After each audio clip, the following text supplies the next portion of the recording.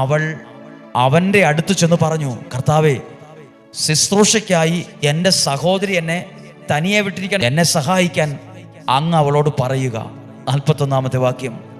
കർത്താവ് അവളോട് പറഞ്ഞത് എന്നോട്, ഈ വ്യക്തിയോട് മാത്രമല്ല, എന്നോട് നിങ്ങളോടും കൂടെ പറഞ്ഞതാ.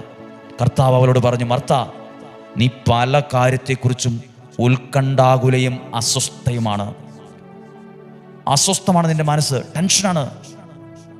ഒന്നു മാത്രമേ ആവശ്യമുള്ളൂ. മറിയം നല്ല ഭാഗം തെരഞ്ഞെടുത്തിരിക്കുന്നു. വചനം കേൾക്കാൻ മനസ്സ് കാണിച്ചപ്പോൾ ആ വ്യക്തി തെരഞ്ഞെടുത്തതിനെ കുറ്റപ്പെടുത്തുമല്ല, അവൾ നല്ല കാര്യമാണ് തിരഞ്ഞെടുത്തിരിക്കുന്നതെന്നാണ് പറഞ്ഞത്. നിങ്ങൾ നിങ്ങളുടെ കുടുംബവും വചനം കേൾക്കുമ്പോൾ നിങ്ങളുടെ വീട്ടിലെ എല്ലാവരും ഇഷ്ടപ്പെടും, അംഗീകരിക്കും, പ്രോത്സാഹിപ്പിക്കും എന്നൊന്നും വിചാരിക്കരുത്.